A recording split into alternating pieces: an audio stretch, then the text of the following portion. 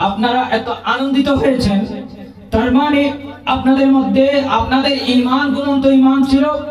এখন আজকের এই তারিখ থেকে আপনাদের ঈমান আরো তাজা হয়ে গেছে। সকলে বলি আলহামদুলিল্লাহ। আল্লাহ রাব্বুল আলামিন আপনাদের ঈমানকে 24 ঘন্টা 365 দিন আজকে যেভাবে আল্লাহ রাব্বুল আলামিন উজ্জীবিত করে দিয়েছেন তার মাহবুবের ওসিলায় আমাদের সকলকে আল্লাহ রাব্বুল আলামিন আরো 365 দিন বাকি আছে। আমরা যেন প্রত্যেক দিন রাসূল পাক সাল্লাল্লাহু আলাইহি ওয়াসাল্লামের কথা ইয়াদ করে করে, রাসূল পাক সাল্লাল্লাহু আলাইহি ওয়াসাল্লামের মহব্বতকে স্মরণ করে করে, রাসূল পাক সাল্লাল্লাহু আলাইহি ওয়াসাল্লামের সুন্নাতকে মেনে মেনে, রাসূল পাক সাল্লাল্লাহু আলাইহি ওয়াসাল্লামের ইশারাকে দেখে দেখে আমরা যেন প্রত্যেক দিন নিজের ঈমানকে আমরা আরো উজ্জীবিত করতে পারি, মজবুত করতে পারি, তাজা রাখতে পারি। আল্লাহ আমাদেরকে তৌফিক দান করুন। আমিন। সম্মানিত সামিঈন ইকরাম, আল্লাহ রাব্বুল আলামিন শুধু ঘোষণা দিয়েছেন, কোন নিয়ামত পেয়ে থাকলে তোমরা সেটাকে কি করো? খুশি উদযাপন করো। এখন আমরা নিয়ামত পেলে খুশি উদযাপন করি, এটা স্বাভাবিক। আলহামদুলিল্লাহ আমরা সুন্নি। কেন আমরা সুন্নি? সবাই বলেন না আলহামদুলিল্লাহ। আমরা আলহামদুলিল্লাহ আমরা সুন্নি। জোরে বলুন সবাই আলহামদুলিল্লাহ। আওয়াজ মনে হচ্ছে এখানে কয়েকজন ওয়াহাবি আছে, একটু জোরে বলেন না আলহামদুলিল্লাহ। আমরা সবাই সুন্নি, এটাই সুন্নিয়তের পরিচয়। আমি যদি কাউকে বলি আপনি কি ঈমানদার, ইনশাআল্লাহ এই টাইপের যদি বলেন তাহলে ঈমান খারাপ হয়ে যাবে। আলহামদুলিল্লাহ আমি ঈমানদার, ফখরের সাথে বলতে হবে, ফখরের সাথে বলতে হবে, আওয়াজ দিয়ে বলতে হবে। আপনি কি সুন্নি, এটাও ফখর দিয়ে বলতে হবে। হ্যাঁ আলহামদুলিল্লাহ আমি সুন্নি। আমি আবার বলি আলহামদুলিল্লাহ আমরা সুন্নি। আমরা যদি কোনো একটা সন্তান পাই তার শুকরিয়া আদায় করি, সাথে সাথে একটা ছাগল নিয়ে দরবার শরীফে রওনা দিই, সাথে সাথে জবাই করে মানুষদেরকে খাওয়ানো শুরু করি, সাথে সাথে আমরা মিষ্টি বিতরণ করি, তাহলে বোঝা যায় আমাদের ভিতরে কোরআনের আমল রয়েছে, কোরআনের আমল রয়েছে। তো আল্লাহ রাব্বুল আলামিন আমাদেরকে সন্তান দেয় না, আমাদেরকে আজকের দিনে সন্তান দেয় না, আমাদেরকে আজকের দিনে কারো দোলসা বানায় নাই, আজকের দিনে কারো স্ত্রী বানায় নাই। আজকের দিনে আমরা খুশি উদযাপন করছি কেন? আল্লাহ রাব্বুল আলামিন আমাদেরকে সকলকে, সকল সুন্নিদেরকে, সকল মাইঝান্ডারদেরকে, সকল কাদেরীদেরকে, সকল চিশতিদেরকে, সকল আর যত তরিকা আছে সমস্ত তরিকার মানুষদেরকে আল্লাহর তার প্রিয় মাহবুব, যার সাথে আল্লাহ সবচেয়ে কানেক্টেড, আল্লাহর সাথে যার সাথে সবচেয়ে বেশি ভালোবাসা ছিল, যার হৃদয়তা ছিল, যার সাথে মোহাব্বত বেশি ছিল, তেমন একজন রাসূলকে আমাদের জন্য দিয়ে দিয়েছেন। উচ্চ স্বরে বলি আলহামদুলিল্লাহ। সেই জন্য আজকে আমরা ঈদ উদযাপন করি। এখন ঈদ উদযাপন করতে গিয়ে আপনার আমার সাথে কোনো শত্রুতা আমি আছে? ঈদ আমরা কেন করছি? রাসূলকে পেয়ে করছি। আর বাফুল্লাহ তো আই ঈদ পালন করে, আর বাফুর জন্মদিন হিসেবে আই ঈদ পালন করছি না, তুই অনেকে করছি না, কেক কাটছি না, পুরো জড়াই না, সব জড়াই না। আমার ছেলের জন্মদিন উপলক্ষে আজকে কোনো প্রোগ্রাম হয়েছে? আজকে কার প্রোগ্রাম হয়েছে? শুধু নবীর প্রোগ্রাম। এই একটা কারণে আমরা সুন্নি জনতা, আমরা যারা আল্লাহর মাহবুবকে সবচেয়ে বেশি ভালোবাসি, নিজের জীবনের দিকে না তাকিয়ে, নিজের পোশাকের দিকে না তাকিয়ে, নিজের মালের দিকে না তাকিয়ে, নিজের ধনের দিকে না তাকিয়ে, নিজের পরিবেশের দিকে না তাকিয়ে, নিজের টাকার দিকে না তাকিয়ে, তা একের পর এক বাঁশ ভাড়া করে, ট্রাক ভাড়া করে, কুরবানি দিয়ে, গরু জবাই করে, বিরানি পেট পাকিয়ে বিভিন্ন জিনিসপত্র, জিলাপি, মিষ্টান্ন বিতরণ করে আজকে নবীর জুলুস করেছি। আবার বলি আলহামদুলিল্লাহ। তো সেই নবীর মাহফিলে আমরা যখন বসেছি, আমাদের মনও সেভাবে উৎফুল্ল থাকা উচিত। রাসূল পাক সাল্লাল্লাহু আলাইহি সাল্লাম কি জিনিস, কি নিয়ামত আমাদের জন্য, সেটা আমরা যদি ঘুমের সময় মাথা বালিশে রেখে ডান কাত হয়ে মাথার নিচে হাত দিয়ে যদি চিন্তা করি রাসূল জিনিসটা কি, এটার সংজ্ঞাটা কি, আর আমাদের কেনই গালি দেয়, আজকে যদি আমাদের না দিত সমস্যাটা কি হতো? অন্যান্য নবীদের উম্মতেরা নবী পেয়েছে না, আমাদের নবী কেন আমাদেরকে দিলেন? আমরা কেন এত দামি, আমরা কেন এত দামি হলাম? অন্যান্য নবীদের মর্যাদা তো দেখা যেত, অন্যান্য নবীদের উম্মতের গুনাহ দেখা যেত। দেখেন আপনারা আমরা সকলেই গুনাহগার। গুনার গন্ধে এখানে বসতে পারতেন না যদি অন্যান্য নবীদের বেলায় আপনারা আসতেন। গুনার গন্ধে এখানে আপনারা বসতে পারতেন না। একজনের গুনার গন্ধে আপনি ওখান থেকে পালাই যেতেন। নবী আসার ফলে আপনার আমার সকলের গুনাহ আল্লাহ রাব্বুল আলামিন হিজাব করিয়ে দিয়েছেন। সুবহানাল্লাহ। সবচেয়ে বড় বিষয়, আপনার আমার নবী আসার কারণে গোটা দুনিয়া জায়নামাজ হয়ে গিয়েছে। বলবেন সুবহানাল্লাহ। এখন অনেকে প্রশ্ন করে ঈদ আসলে তো ঈদের নামাজও আছে। আচ্ছা, ঈদের নামাজ এরা খুঁজে পায় না। আরে ঈদের ব্যবস্থা করে দিয়েছে তো আমার রাসূল, নামাজের ব্যবস্থা করে দিয়েছে আমার রাসূল। 5 ওয়াক্ত নামাজ পড়ে, এটা কি আপনার ঈদের নামাজ হিসেবে নেন না? আমার রাসূল নামাজ পড়ে আপনি 5 ওয়াক্ত নামাজ করতে পারেন। সুতরাং আপনার বুঝতে হবে এটা আমাদের সবচেয়ে বড় নিয়ামত, একের পর এক নিয়ামত। যেদিন নাকি কিতাবে লিখেছেন আমার নবী এসেছেন দুনিয়ার জমিনে, সেদিন থেকে আসমানের যে সূর্য ছিল তার আলো বৃদ্ধি পেয়েছে। সুবহানাল্লাহ। যেদিন আমার নবী এসেছে সেদিন থেকে চাঁদের আলো বৃদ্ধি পেয়েছে। সুবহানাল্লাহ। যেদিন আমার নবী এসেছে সেদিন থেকে তারকার ঝিকমিকানি আরো বেশি বেড়ে গিয়েছে। সুবহানাল্লাহ। সম্মানিত সামিঈন ইকরাম, আমরা আপনারা সকলে এই নবীর কোন জিনিসের ব্যাপারে আমরা সংকীর্ণ করব, কোন জিনিস আমরা পাইনি, এটা আমাদের নিজেদের কাছে প্রশ্ন। আলহামদুলিল্লাহ, আল্লাহর দরবারে শুকরিয়া আদায় করি আমরা নগণ্যকে সেই নবীর উম্মত হিসেবে আল্লাহ রাব্বুল আলামিন বেছে নিয়েছেন, সেজন্য আবারও বলি আলহামদুলিল্লাহ। এবং আজকে যেহেতু মিলাদুন নবী, ঈদ মিলাদুন নবী, এই মিলাদ শব্দের অর্থ কি এবং মিলাদ কি? কেউ যদি বলে মিলাদুন নবী এটা বেদাত, তাহলে এটা তাদের ভুল, বোকামি। আমার নবীর চোখের কথা বলা, আমার নবীর কানের কথা বলা, আমার নবীর চুলের কথা বলা, আমার নবীর ললাটের কথা বলা, আমার নবীর নাকের কথা বলা, আমার নবীর সূরতের কথা বলা, আমার নবীর সিরাতের কথা বলা, আমার নবীর জামার কথা বলা, আমার নবীর শরীরের অবয়বের কথা বলা, আমার নবীর বাবার কথা বলা, আমার নবীর মায়ের কথা বলা, আমার নবীর শুরু থেকে শেষ পর্যন্ত সব কিছু আলোচনা করেই হচ্ছে মিলাদ। সুবহানাল্লাহ। মিলাদ বলতে এক্সট্রা দলিল প্রমাণ দিয়ে কিতাব থেকে নিয়ে বেছে বেছে দেখাতে হবে না। আমার নবীর আলোচনা যেখানেই হচ্ছে তার মানে মিলাদের আলোচনা হচ্ছে। সুবহানাল্লাহ। এটাতে কোনো ধরনের কোনো দলিলের প্রয়োজন নাই। এবার হিস্ট্রিতে আসুন। আমার নবী করিম সাল্লাল্লাহু আলাইহি ওয়াসাল্লামের আম্মা জান সাইয়েদা আমিনা রাদিয়াল্লাহু তাআলা আনহা, তিনি অনেকেই অনেক কথা বলেন, তিনারা জাহান্নামী, তিনারা কাফের, এই ধরনের কথা বলেন। নাউযুবিল্লাহ। এই টপিকটা আসে হচ্ছে আহলে হাদিস থেকে। তো এই ধরনের মানুষদের দেখলে অ্যাভয়েড করবেন। এরা আপনার ঈমানকে হরণ করবে মিষ্টি কথায়, আপনার ঈমানকে নিয়ে যাবে একদম আপনার ঠোঁটের উপর মিষ্টিটা রাখবে, বলবে যে আল্লাহর নবীর মা-বাপ তো কাফের আছিল, তারা তো জাহান্নামে গিয়ে গই, জাহান্নামে গিয়ে গই, এটারা তো আল্লাহর নবী বাঁচাই না করে, তোমার কেন বাঁচাবে? জোর এখন না, নাউযুবিল্লাহ। ওনারা ডরে করে না, মারবো না। ব্রাহ্মণ বাড়িতে মাই খাইছে সুন্নি জনতা, আলহামদুলিল্লাহ বলে আল্লাহর পক্ষ থেকে রাসূলের জন্য নিজের রক্তকে বিসর্জন দিয়েছে। এর মতো আর ওয়াফাদার উম্মত আছে। ইমামে হোসেন নবীর ইসলামের জন্য, দ্বীন ইসলামের জন্য নিজের ব্লাড দিয়েছেন, রক্ত দিয়েছেন, কুরবানি করেছেন, তার সাথে শামিল হয়ে যাবে। তাহলে আপনারা আমরা ভয় পেয়ে কোনো লাভ নাই।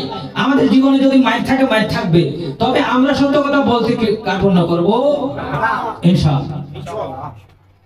তাহলে কি বলে, নবীর মা বাবা তো জাহান্নামে গেল, অথচ তারা নবী বাঁচাতে পারলো না, তোমাকে কিভাবে বাঁচাবে? তাহলে সেখানে আপনি আস্তাগফিরুল্লাহ পড়বেন, দরকার হলে আউযুবিল্লাহ পড়বেন। তার কাঁধে শয়তান বরকর রয়েছে, সে যত করে আল্লাহ ওয়ালা হোক না কেন। সুতরাং আল্লাহ রাব্বুল আলামিন আমাদেরকে বোঝার তৌফিক দান করুন। মা আমিনা রাদিয়াল্লাহু তাআলা আনহুর হেকমে আজকে মিলাদের কথা বলি। যেই দিন আমার নবী সরকার দো আলম নূরে মুজাসসাম কামলিওয়ালা নবী এসেছেন, ওই দিন সমস্ত রাজা বাদশার কথা বন্ধ করে দেওয়া হয়েছে। আমার নবী যেদিন মা আমেনা রাদিয়াল্লাহু তাআলা আনহার পেটে আসলেন, রাজা বাদশারা সেদিন আর কথা বলতে পারে নাই, এবং সাথে সাথে সমস্ত পশু পাখির জবান খুলে গেল।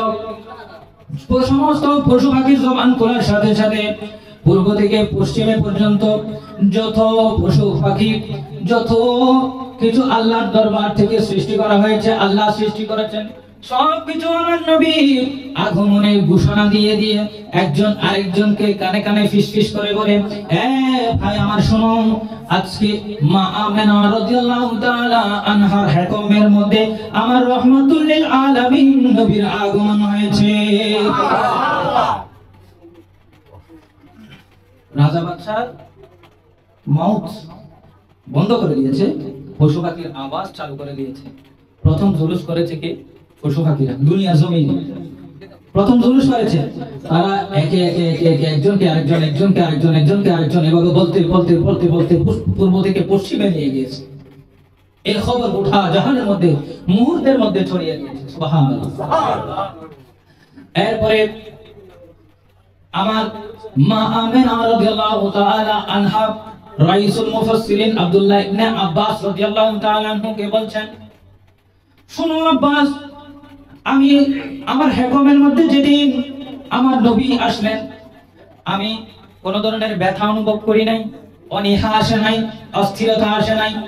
আমি খেয়াল করলাম, আমি যখন ঘুমালাম, ঘুমানোর পরে দেখলাম এক একজন করে নবী সাইয়েদনা আদম আলাইহিস সালাম হতে নিয়ে একের পর এক একের পর এক, এক এক মাসে এক এক দিন এক একজন নবী এসে সুন্দর করে আমাকে সালাম দিচ্ছে, আমাকে বলে যে আমেনা আমেনা আমেনা তুঝকো মুবারক রাসূল করিম সরকার দো আলম নূর মুজাসসাম কামলি ওয়ালা নবী আপনার হুকুমের মধ্যে দাখিল হয়ে গিয়েছে। একের পর এক নবীরা তিনি অবাক হলেন। এভাবে করতে করতে করতে করতে যখন সময় এলো যে রাত্রির মধ্যে আমার নবী দুনিয়াতে আসবেন, যে ওয়াক্তের মধ্যে আমা আমেনা রাদিয়াল্লাহু তাআলা আনহা কাসায়েসুল কুবরার মধ্যে এই ইতিহাস এনেছেন, মাওহিবুল দুনিয়ার মধ্যে এই হাদিসটি এনেছেন, জালালউদ্দিন সুয়ুতি সহ অসংখ্য উলামা ইকরাম তাদের কিতাবের মধ্যে এই হাদিসটি, বিশাল হাদিস, 2-3 পৃষ্ঠা মতো হবে, এত বড় হাদিস বলতে গেলে আমিও ক্লান্ত হয়ে যাব। একটা মাহফিল করে এসেছি, আরেকটা মাহফিল করতেছি। আমি শুধু সার সঙ্গে আপনাদের কাছে, যেহেতু 40 মিনিট সময় দিয়েছেন আমাকে, তো যখন সময় আসলো যে রাতের মধ্যে আমার রাসূল পাক সাল্লাল্লাহু আলাইহি ওয়াসাল্লাম দুনিয়ার জমিনে আসবেন, ওই সময়ের মধ্যে তখন তিনি খেয়াল করলেন ঘরের মধ্যে কোনো চেরাগ নাই, কোনো মানুষ নাই, কোনো মহিলা নাই। মা আমেনা রাদিয়াল্লাহু তাআলা আনহুকে সাহায্য করবে। কিছুক্ষণের মধ্যে তিনি অস্থিরতা অনুভব করলেন, চিন্তা করলেন, ব্যথা নয়, চিন্তা করলেন যে এই মুহূর্তের মধ্যে আমাকে কে উদ্ধার করবে।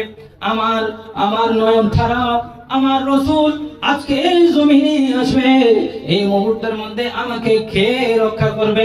তিনি খেয়াল করলেন তিনার পিঠের মধ্যে কে যেন পাখির পলকের মতো কিছু দিয়ে তিনাকে পরশ দিচ্ছেন, আরাম দিচ্ছেন। সুবহানাল্লাহ। শুধু চিন্তা করেছেন, মাত্র চিন্তা করতেছে এখন আমার হবেটা কি। খেয়াল করলেন পিছনে কে যেন পরশ দিচ্ছে, আর পরশ পাওয়ার সাথে সাথে মা আমেনা রাদিয়াল্লাহু তাআলা আনহা ভুলে গেলেন, ব্যথা ভুলে গেলেন, চিন্তা চলে গেল। তিনি আবার অস্থিরতা অনুভব করলেন, আমার ব্যথা তো নাই, কিন্তু কিভাবে আমি একাই আমার নবীকে এই দুনিয়ার জমিনে আনবো। তিনি চিন্তা করতে লাগলেন, অস্থির হতে লাগলেন। সাথে সাথে কিছুক্ষণ পরে কোন একজন ফেরেশতা কে যেন এসে মা আমেনা রাদিয়াল্লাহু তাআলা আনহার সামনে দুধের পেয়ালা ধরলেন, বললেন, মা আমেনা আমেনা আমেনা,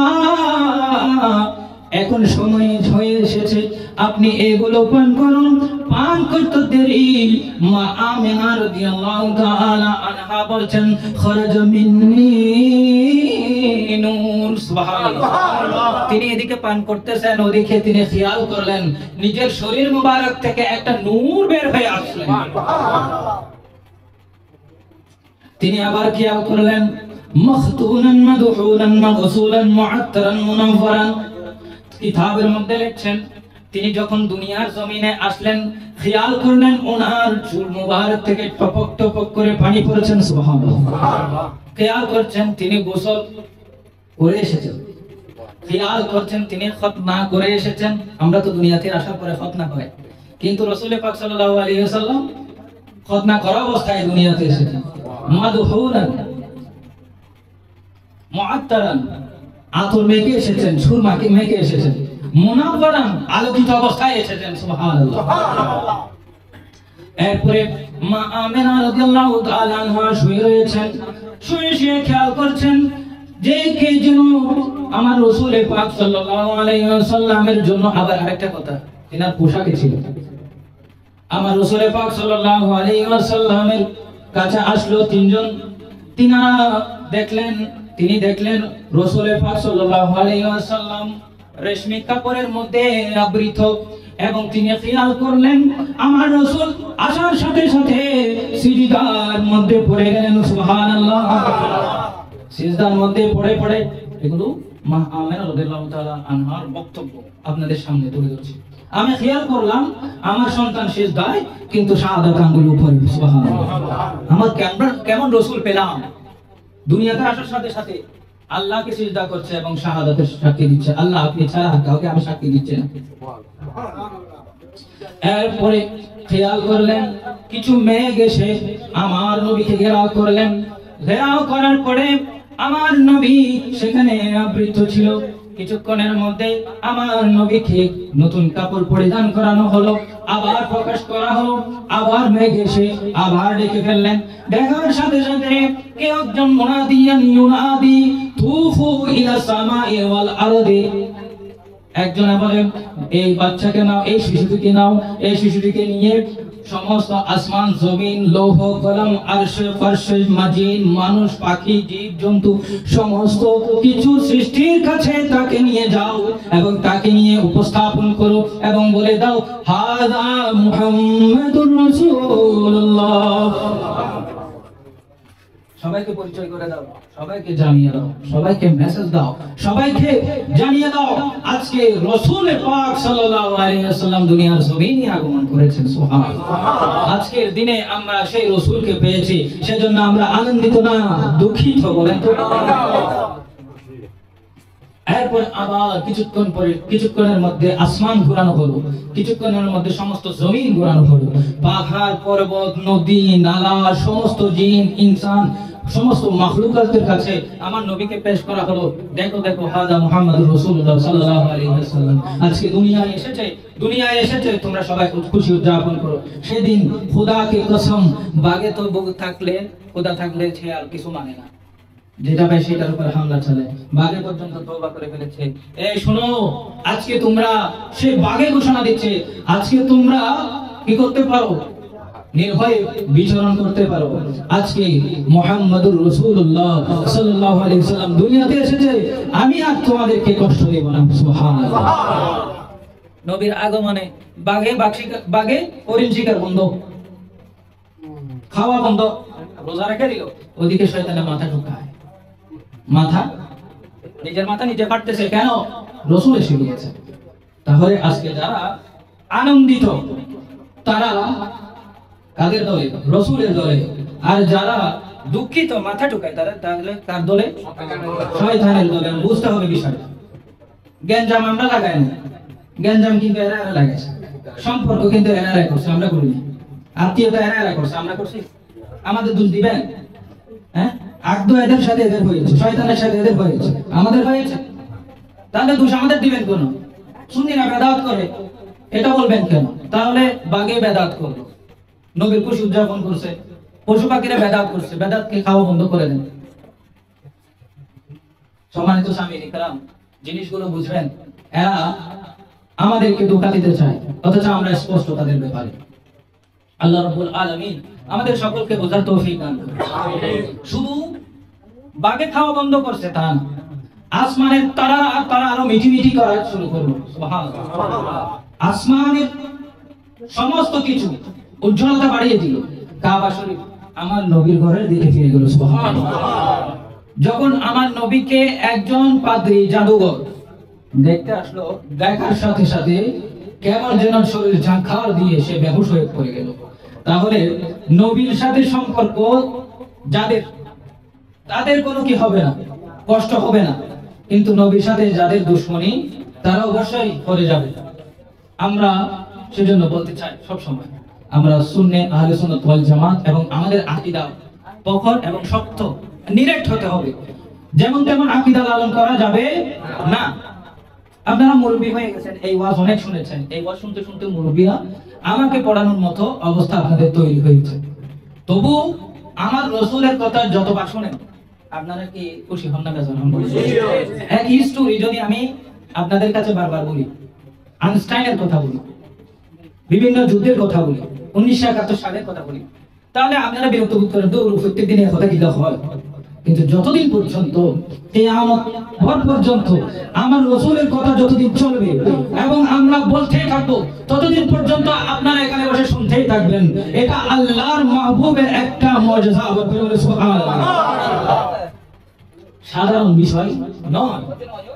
সম্মানিত সামিঈন ইকরাম, আমরা সকলে রাসূল পাক সাল্লাল্লাহু আলাইহি সাল্লামের মহব্বত দিলের মধ্যে রাখতে হবে।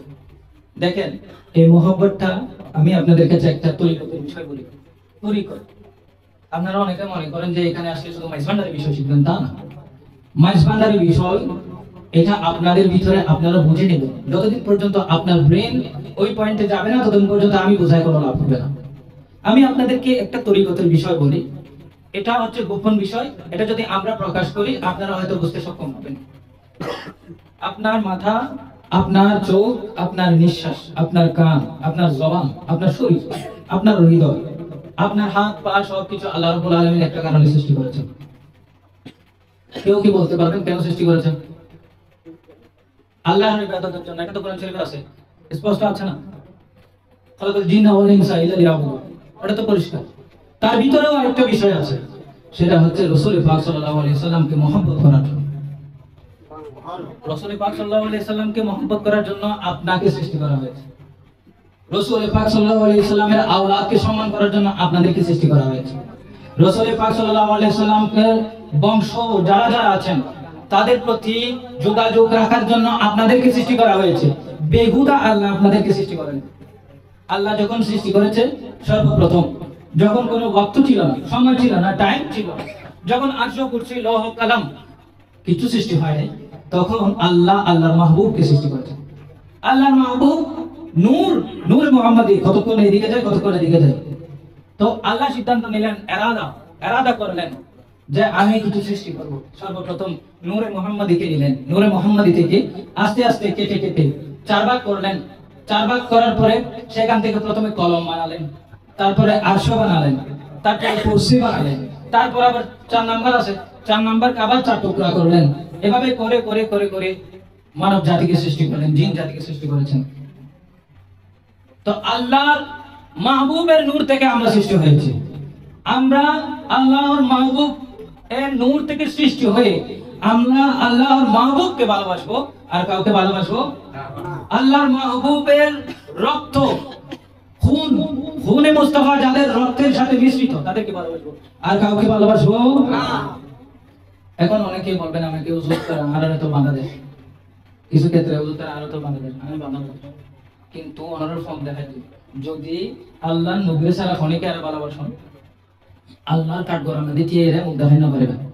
রাসূল পাক সাল্লাল্লাহু আলাইহি সাল্লাম সামনে দিয়ে অনেক মুখ দেখাই না পারবেন। অনেক জিন্দেগি বাকি আর কয় দিন আছে আমি হই না ভাই, আর কতদিন আছে আমার জানা নাই। সময় কিন্তু সংক্ষেপ, একদম সংক্ষেপ। আপনার আজান হয়ে গেছে, একামত হয়ে গেছে, এখন নামাজের বাকি। একামতের পরে নামাজের কতটুকু সময়? না, একামতের পরে তেমন সময় দেয়। এদিকে একামত শেষ হলো, কথা সোজা করেন, বাস আল্লাহু আকবার। তো আপনার জন্মের পরে আজান হয়েছে একখানে, আর এখানে একামত হয়ে গেছে, দুইটা শেষ, এখন শুধু জানাজা বাকি। সুতরাং এই সময়টুকু আপনার আছে। আপনি আল্লাহ এবং আল্লাহর রাসূলকে মহব্বত বেশি যদি না করেন, তাহলে আপনার কোনো ফায়দা নাই, বেঁচে থাকার কোনো দরকার নাই। আপনার সোজা জাহান্নাম, এটা নিশ্চিত ধরে রাখেন। আপনি বউ বাচ্চার জন্য যা করতেছেন, এই দুনিয়ার মানুষের জন্য যা করতেছেন, এটা একটা বেহুদা কাজ। প্রত্যেকটা কদম আল্লাহর নবীর মহব্বতে, তারপরে দেখবেন আপনার পরিবর্তন। হয়তো গোলাবা আসবে, গরিব হয়ে যাবে, কারণ আল্লাহ রাসূল বলে দিয়েছে। আল্লাহ রাসূল সাল্লাল্লাহু আলাইহি সাল্লামের কাছে একজন সাহাবী আসবে, ইয়া রাসূলুল্লাহ, আমি আপনাকে সবচেয়ে বেশি মহব্বত করতে চাই। তাহলে বললেন, তুমি একটা কাজ করো, তুমি যদি আমাকে মহব্বত করবে, তুমি গরিবী হালতের জন্য প্রস্তুতি নাও। তোমার মধ্যে সবর আনো, তোমার মধ্যে কি আনো? সবর নিয়ে আসো। সুতরাং আমাদেরকে মনে করতেই হবে যে যদি রাসূল পাক সাল্লাল্লাহু আলাইহি সাল্লামকে আমরা ভালোবাসি, আমাদের অভাব অনটন আসবে, এটা আল্লাহর পক্ষ থেকে। তবে আপনাকে মাল দৌলত করে দেওয়ার জন্য, দৌলতবান করে দেওয়ার জন্য আল্লাহ রাব্বুল আলামিন বসে আছেন। জান্নাতে নিয়ে যাওয়ার জন্য আল্লাহ রাব্বুল আলামিন রাসূল পাক সাল্লাল্লাহু আলাইহি সাল্লাম বসে আছেন। সুতরাং আজকে মিলাদুন নবী থেকে আমি শুধু এতটুকুই মেসেজ দেব আপনাদেরকে। আমার কথার মধ্যে আমি সবসময় খেয়াল করি যেন আমার কথা থেকে কিছু জিনিস নিয়ে মানুষের ঘরে যাইতে পারে। এক নম্বর কথা হলো, আমাকে সৃষ্টি করা হয়েছে রাসূল পাক সাল্লাল্লাহু আলাইহি সাল্লামকে মহব্বত করার জন্য, বদ আকীদাকে মহব্বত করার জন্য নয়, বেআকলদেরকে মহব্বত করার জন্য নয়। এটা আপনারা মনে রাখবেন। সদা সর্বদা আল্লাহকে রাজি করার চেষ্টা করবেন, আউলিয়া কেরামদের সাথে সাথে থাকার চেষ্টা করবেন। আল্লাহ রাব্বুল আলামিন আজকের এই মাহফিলকে কবুল আর মঞ্জুর করুন, আমিন। এবং ঈদে মিলাদুন নবী সাল্লাল্লাহু আলাইহি সাল্লাম আমাদের প্রত্যেকের প্রয়োজন। ঘরে ঘরে, মহল্লায় মহল্লায়, রাস্তায় রাস্তায়, গলিতে গলিতে বাচ্চাদেরকে নিয়ে পালন করবেন। আপনাদের এখানে জুলুস তৈরি করবেন, মহল্লার ভিতরে জুলুস দিবেন, দরকার হলে এক দুই বাড়ি ঘুরবেন, এটাও চালু করেন। আল্লাহর নবী খুশি হবেন, আল্লাহর নবী খুশি হবেন। আমি এমনও পাগল দেখেছি, মৌলানা রুমি এগুলো লিখে গিয়েছে যে গায়ে পোশাক আছে কিন্তু শরীর নেই। আবার এমন পাগল দেখছি গায়ে গা আছে কিন্তু পোশাক নেই, বেখবর। সুতরাং আমরা তো বেখবর হতে পারবো না, তবে অন্তত পক্ষে রাসূল পাক সাল্লাল্লাহু আলাইহি সাল্লামের প্রতি মহব্বতটা আমরা জুড়ে রাখবো। কেউ যদি ঈদে মিলাদুন নবীর জন্য আসে, ঘরের দুয়ারে আসে, একমট চাল হলো দিয়ে আপনি শরীর থাকবেন, এগুলো কিয়ামতের দিন সেই দিন সিদ্দিক আকবরের সাথে হাসর হওয়ার চান্স আছে, সুবহানাল্লাহ। উমর ফারুকের সাথে জান্নাতে যাওয়ার চান্স আছে, ওসমান গনির সাথে জান্নাতে যাওয়ার চান্স আছে, সাইয়েদনা আলী রাদিয়াল্লাহু তাআলা আনহুর সাথে জান্নাতে যাওয়ার চান্স আছে। আব্দুল হক মুহাদ্দিস দেলভি ইবনে, ওনার আব্বাজান আব্দুর রহিম, উনি বিরাট বিরাট মহিষ গরু সব করে বিভিন্ন সময় ঈদে মিলাদুন নবী আয়োজন করতেন। বড় বড় আলেম ওলামায়ে কেরাম ওনাদের মাহফিলে উপস্থিত থাকতেন, লক্ষ লক্ষ আশিক ভক্তবৃন্দ সেখানে উপস্থিত থাকতেন। তিনি ঈদে মিলাদুন নবী সাল্লাল্লাহু আলাইহি সাল্লাম পালন করতেন। হঠাৎ করে একদিন এই মানুষের কাছে তেমন কোনো কি নেই, হাতে টাকা পয়সা কিছু নেই। হঠাৎ করে তিনি চিন্তা করলেন, এবারও তো আমার ভক্তবৃন্দ আশিকান মুরিদান, আমাকে যারা মহব্বত করে তারা তো আসবে, আমি মিলাদুন নবী তো অবশ্যই করতে হবে, কিভাবে করব? তখন তিনি চিন্তা করার পরে কি করলেন, সোনা বুট ভেজে মানুষদেরকে ঈদে মিলাদুন নবী সাল্লাল্লাহু আলাইহি সাল্লামের তবরুক হিসেবে হালকা হালকা দু চারটা সোনা বুট হাতের মধ্যে দিলেন এবং তিনি শুয়ে শুয়ে কান্না করতেছেন, ইয়া রাসূলুল্লাহ, ইয়া হাবিবাল্লাহ, আমি এতদিন পর্যন্ত কুরবানি দিতাম, গরু মহিষ উট জবাই করে, দুম্বা জবাই করে মানুষদেরকে খাওয়াতাম, ঈদে মিলাদুন নবী সাল্লাল্লাহু আলাইহি সাল্লাম পালন করতাম। ইয়া রাসূলুল্লাহ, এবার তো আমি কিছু করতে পারি নাই। চোখের নয়ন জল, ললাট একদম দাগ হয়ে যাচ্ছে, তিনি শুয়ে শুয়ে কান্না করতেছেন। ঘুমের মধ্যে আমার দয়াল নবী রাহমাতুল লিল আলামিন, সিরাজুস সালিকিন, রূহুল আশিকিন, দয়াল নবী, মায়ার নবী হাজির হয়ে গেছেন। সুবহানাল্লাহ। বলে যে আব্দুর রহিম, আরে বেটা তুমি কেন কান্না করছো? আরে তোমার হাত দাও, আমি তোমার হাতের মধ্যে কিছু দিতে চাই। তখন আব্দুর রহিম ঘুমের মধ্যে স্বপ্ন যুগে হাত বাড়ালেন, আমার দয়াল নবী রাহমাতুল লিল আলামিন নবী তার হাতের মধ্যে সানাবুট দিয়ে বললেন, আব্দুর রহিম, তুমি যখন মানুষদের মধ্যে সানাবুট বিতরণ করতেছো, দেখো দেখো আমার হাতের মধ্যেও আমি সেই সানাবুট নিয়েছি। সুবহানাল্লাহ।